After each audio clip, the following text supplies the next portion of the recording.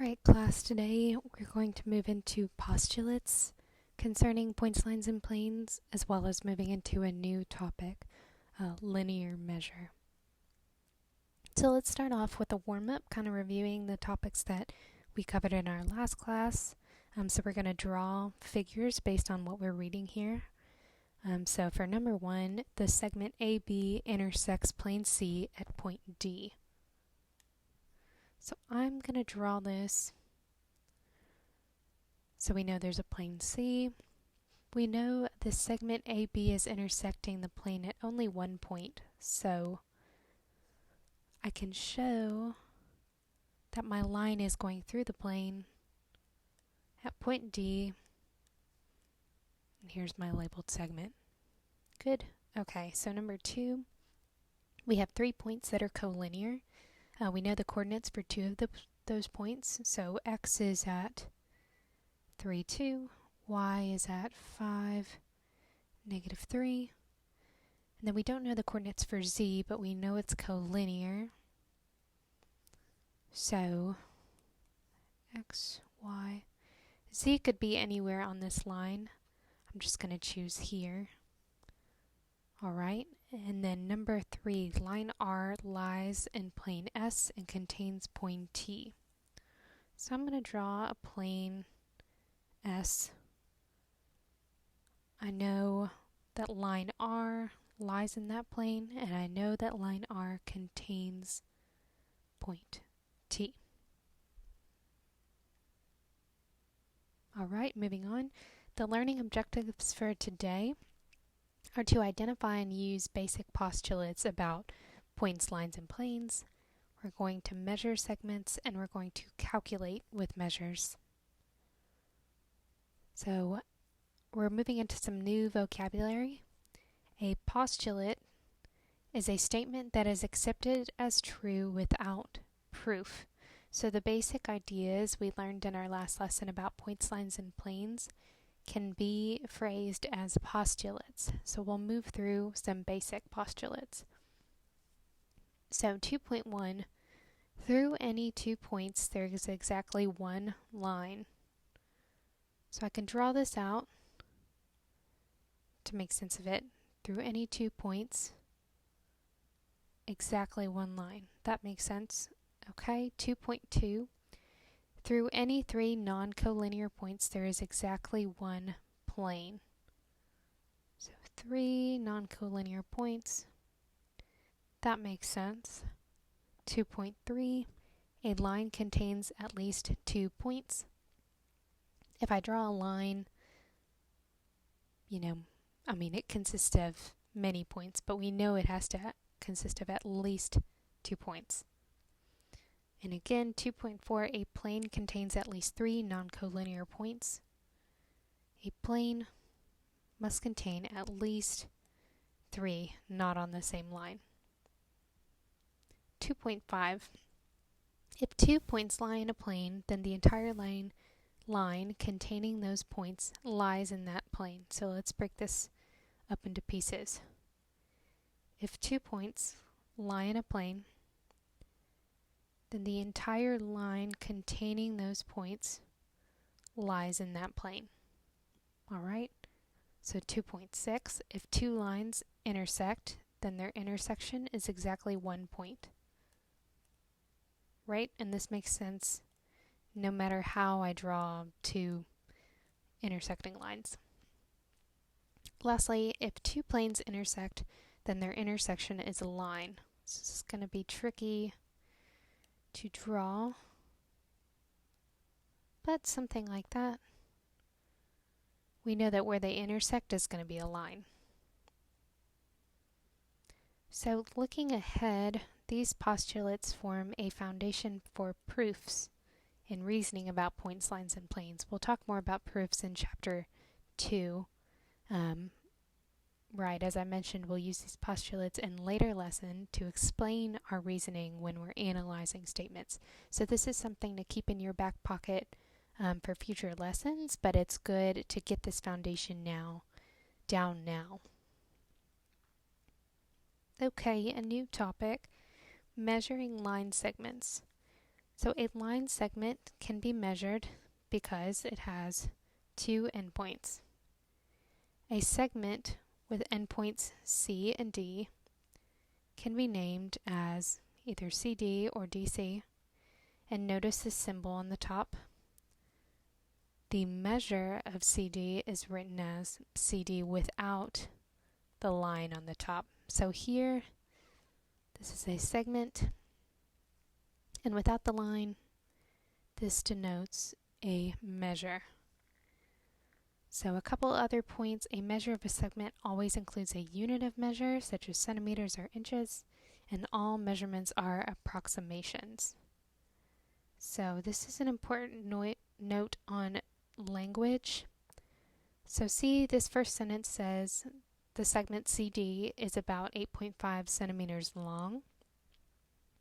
At the bottom, the measurement CD is about 8.5 centimeters. So just note the difference in how we phrase this.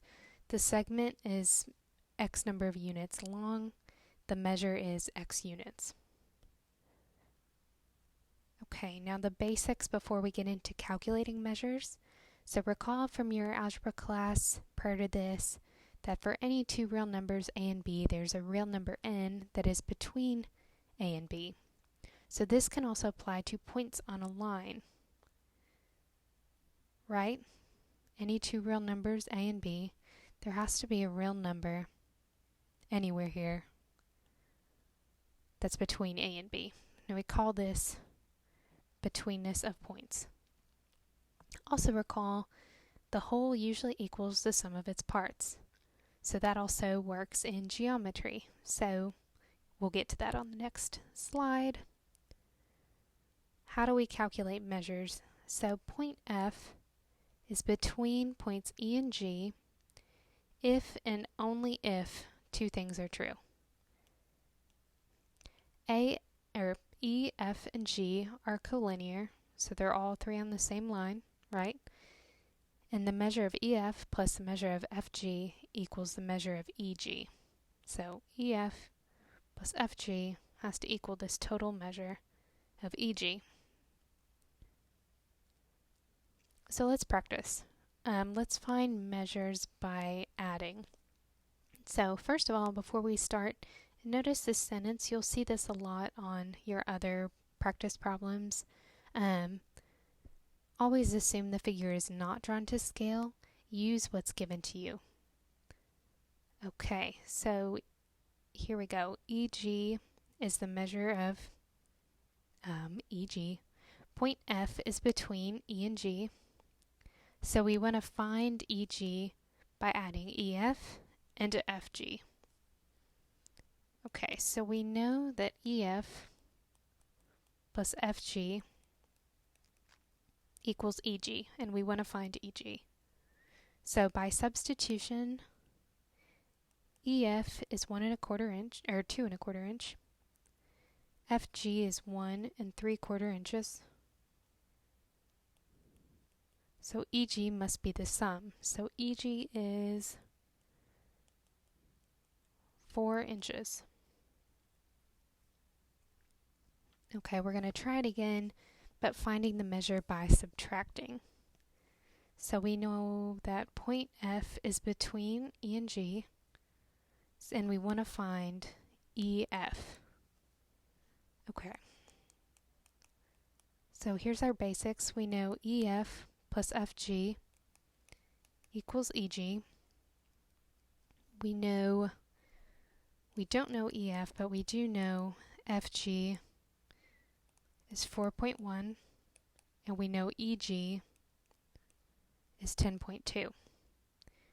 So we can subtract from both sides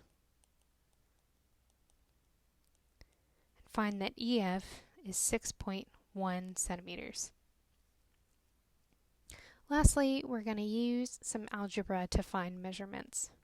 So in this exercise, we are not given a drawing as we did in the prior slide. So let's go ahead and draw it out. Okay, so we know point K is somewhere between J and L.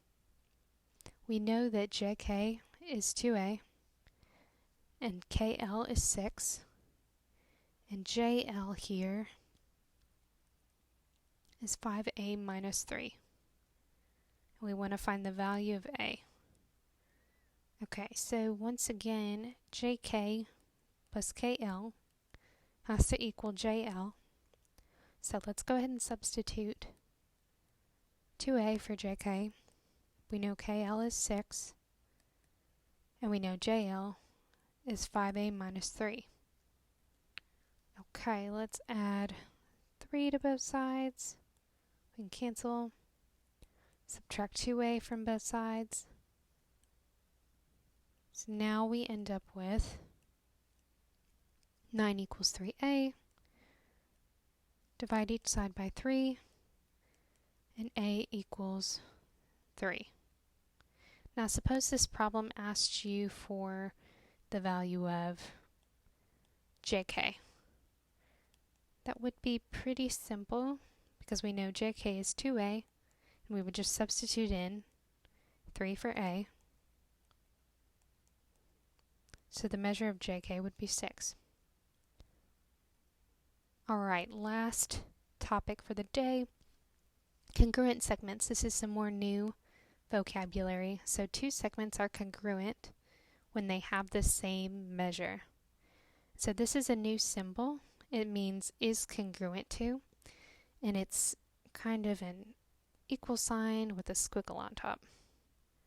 So you can kind of read this sentence as segment EF is congruent to segment GH. Another note, you'll see slashes on a figure to represent congruent. So you can see the slash here and here. It means these two lines are congruent. Okay, an important distinction about language. So here, this is from the last slide, segment EF is congruent to segment GH. Segments are congruent. This means the measure of EF equals the measure of GH, or in other words, the lengths are equal. This makes sense, but we want to be careful not to say it this way. This is a distinction on vocabulary, so it wouldn't make sense to say this segment EF equals segment GH, right? And it wouldn't make sense to say the measure of EF is congruent to the measure of GH. So you just want to build the habit of using the right type of language and the right type of vocabulary. So segments are congruent, lengths or measures are equal. Okay, one last practice on congruent segments. So this is a real-world example of number of skate parks in various states. So let's imagine that on top of each of these bars is a line segment. So do we see any line segments that are congruent in this graph? And the answer is yes. We can see that Nebraska and South Carolina both have 14 parks. Their measure is equal, so then we know that these two lines are congruent. So let's assume that Oklahoma adds a couple new skate parks this year. So its bar moves out here. That would now make Oklahoma congruent to Nebraska and South Carolina. All right. That's the end of the lesson for today. I will send out a separate note on homework. Thank you very much.